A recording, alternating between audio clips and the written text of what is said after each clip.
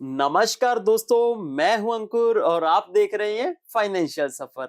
जैसे कि आपको टाइटल से पता चल ही गया होगा कि जो आज का वीडियो है वो एक पोस्ट ऑफिस की बेहतरीन स्कीम को लेकर जिसका नाम मंथली इनकम स्कीम है। दोस्तों, वीडियो को स्टार्ट करने से पहले मैं एक बात आपको बिल्कुल क्लियर बता देना चाहता हूं। ये वीडियो एमआईएस में इन्वेस्ट करो और उसके बाद एसआईपी कर लो, आरडी बना लो, वो वाली नहीं है। इस वीडियो के अंदर हम कैलकुलेटर घुमा घुमा के इंटरेस्ट दिखाने वाली बात नहीं करने वाले।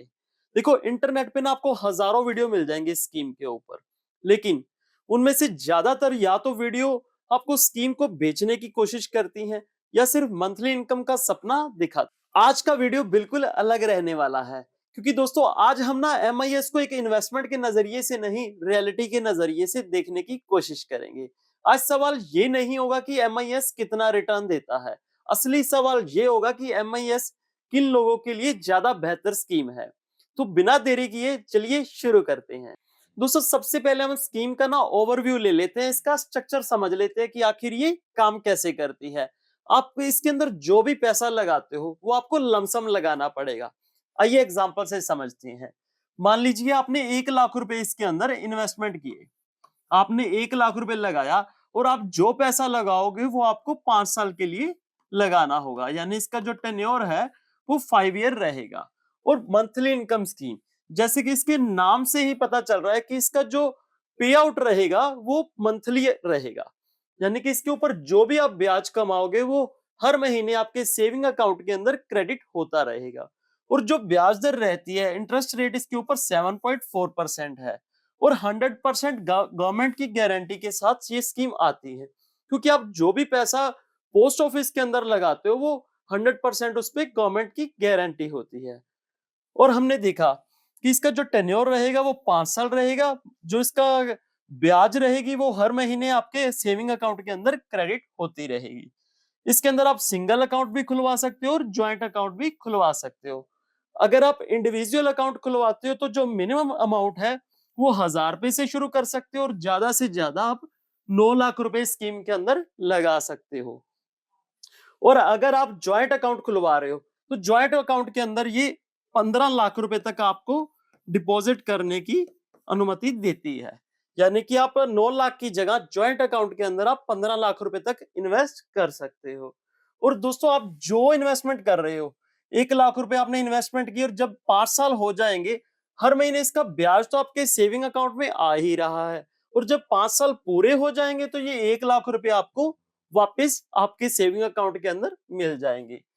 अगर आप इस स्कीम के अंदर निवेश करने का सोच रहे हैं तो दोस्तों इस पार्ट को ध्यान से समझिएगा, क्योंकि ये बहुत जरूरी है। मान लीजिए आप अपनी इन्वेस्टमेंट आज स्टार्ट करने का सोच रहे हैं, आपके पास पैसे हैं तो आप इन्वेस्टमेंट करोगे, ठीक है। लेकिन समय गुजरा, 6 महीने हो गए, 1 साल हो गए, 2 साल हो गए, कोई ऐसी इमरजेंसी सिचुएशन आ गई आप पे जिसके लिए आपको ये पैसा वापस चाहिए, तो उसके लिए क्या क्राइटेरिया फॉलो करना पड़ता है, आइए उसको एक बार देख लेते हैं। देखिए दोस्तों, मान लीजिए आपने 5 लाख रुपए इस स्कीम के अंदर इन्वेस्ट कर दिए, ठीक है, 5 लाख रुपए आपने निवेश किए। तो क्या रूल है? पहली चीज, बिफोर 1 ईयर, यानी कि 1 साल से पहले तो आपको ये पैसा किसी भी कंडीशन में नहीं मिलेगा। आप इसको ध्यान में रख लीजिए, चाहे आपके पास कितनी भी इमरजेंसी सिचुएशन आ जाए, ठीक है, कोई भी सिचुएशन के अंदर आप हो, 1 साल से पहले तो आपको ये पैसा मिलेगा ही नहीं किसी भी कंडीशन में। हाँ, जब आप 1 साल से ऊपर हो चुका है, अगर आप 1 से 3 साल के बीच आपको ये पैसा वापस चाहिए तो आपको 2% पेनल्टी देनी पड़ेगी। मान लीजिए आपने 5 लाख रुपए निवेश किए थे, तो 2% इसका 10,000 रुपए आपको इसके ऊपर पेनल्टी देनी पड़ेगी। और अगर 3 साल के बाद आपको ये पैसा चाहिए, 3 से 5 साल के बीच आपको जरूरत पड़ती है और ये आप पैसा वापस लेना चाहते हैं, तो आपको 1% पेनल्टी यानी कि 5,000 रुपए देने होंगे पेनल्टी के रूप में। इसको जरूर, स्पेशली मैं ये कहूंगा बिफोर 1 ईयर, 1 साल से पहले आपको पैसा मिलने वाला और नहीं है वापस। इसको सोच समझकर ध्यान से निवेश कीजिए। इस स्कीम के ऊपर टैक्स क्या रहता है? देखिए, आप इस स्कीम के अंदर जो भी ब्याज कमाते हो वो आपकी इनकम के अंदर ही काउंट होता है, आपकी इनकम ही माना जाता है। एक एग्जांपल से समझते हैं। एग्जांपल के लिए मान लीजिए आपकी सैलरी 1 लाख रुपए महीना है, तो टोटल जो है वो आप साल के अंदर 12 लाख रुपए कमा रहे हो, ठीक है।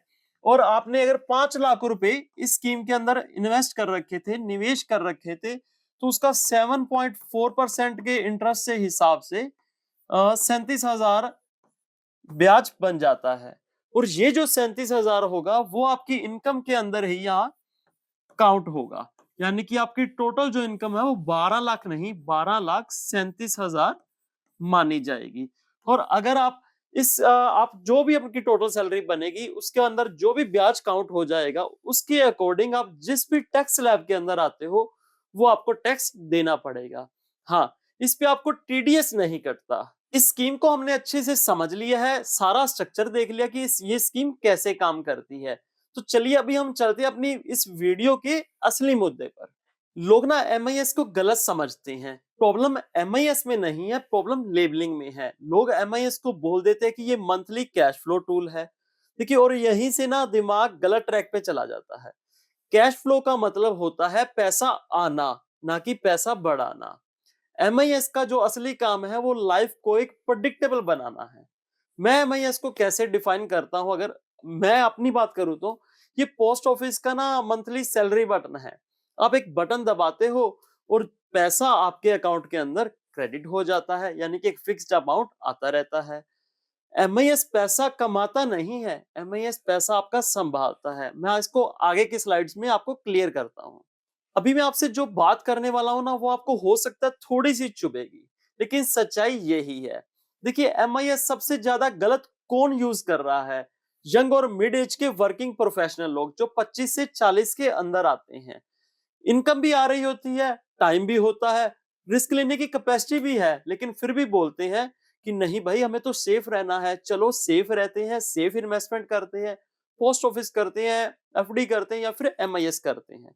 अगर आप देखिए 30 साल के हो और आप अपना मेन पैसा एमआईएस में पड़ा है, तो आप सिक्योर नहीं हो। आप अपने फ्यूचर को डिले कर रहे हो, आप अपनी ग्रोथ को डिले कर रहे हो, कंपाउंडिंग को डिले कर रहे हो। मैं तो कहूंगा कि आप अपनी वेल्थ क्रिएशन को डिले कर रहे हो। और देखिए, ये जो डिले है ना वो आपको बड़ा महंगा पड़ने वाला है आगे चल के। हो सकता है आपको अभी समझ ना आए, लेकिन फ्यूचर में समझ आ जाएगा। दोस्तों, जो सेफ्टी है ना, सेफ्टी का मतलब हमेशा स्मार्ट डिसीजन नहीं होता। तो फिर लॉजिकल एक सवाल उठता है कि आखिर अगर एमआईएस स्कीम हमारे लिए नहीं है तो एमआईएस स्कीम किसके लिए है? चलिए देखते हैं।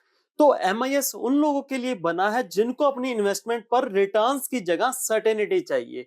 उन्हें अपने इन्वेस्टमेंट में एक स्टेबिलिटी नजर आनी चाहिए, जैसे कि कोई रिटायर्ड पर्सन है, कोई सीनियर सिटीजन है, कोई हाउसवाइफ है जिनको मंथली इंडिपेंडेंस चाहिए।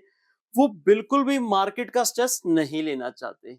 एमआईएस उनके लिए है जिनको हर महीने एक फिक्स्ड अमाउंट, एक फिक्स्ड कैश फ्लो उनके अकाउंट के अंदर नजर आना चाहिए। उन्हें किसी तरह का कोई अप्स एंड डाउन्स नहीं चाहिए उनके पोर्टफोलियो के अंदर, यानी कि जीरो टेंशन। तो एमआईएस उन लोगों के लिए है जो पोर्टफोलियो को ग्रो करने से ज्यादा पीस ऑफ माइंड खरीदना चाहते हैं। लेकिन पिक्चर अभी कंप्लीट नहीं हुई है। एक सिंपल सा मैथ समझते हैं हम यहाँ पे।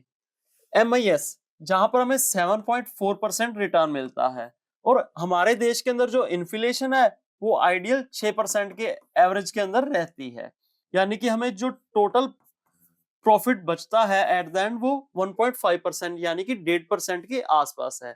देखिए, इसका मतलब ये नहीं है कि मैं एमआईएस को खराब बोल रहा हूं, लेकिन मैं ये बताना चाहता हूं कि जो एमआईएस है ना वो आपको रेस जीतने में मदद नहीं करता, लेकिन रेस से बाहर भी नहीं होने देता।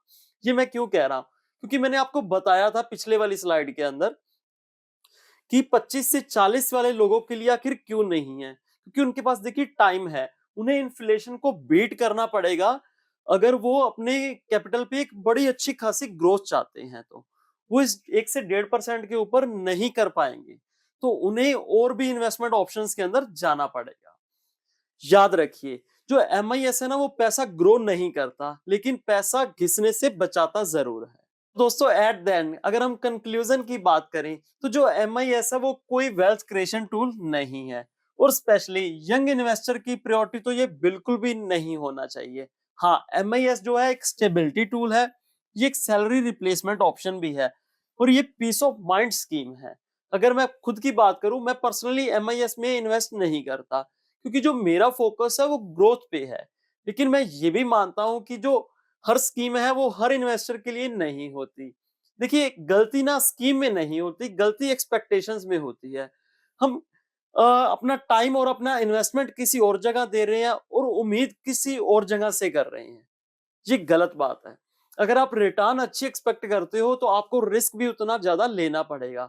हाँ, अगर आप सफिशिएंट हो 7.4 से तो ये स्कीम आपके लिए बहुत बढ़िया है। अगर आपको आज का वीडियो अच्छा लगा हो तो लाइक और सब्सक्राइब जरूर कीजिएगा और हाँ, मुझे कमेंट में जरूर बताइएगा कि आप एमआईएस स्कीम को किस नजरिए से देखते हो। जल्द मिलेंगे नेक्स्ट वीडियो के अंदर, तब तक के लिए कीप इन्वेस्टिंग, हैप्पी इन्वेस्टिंग।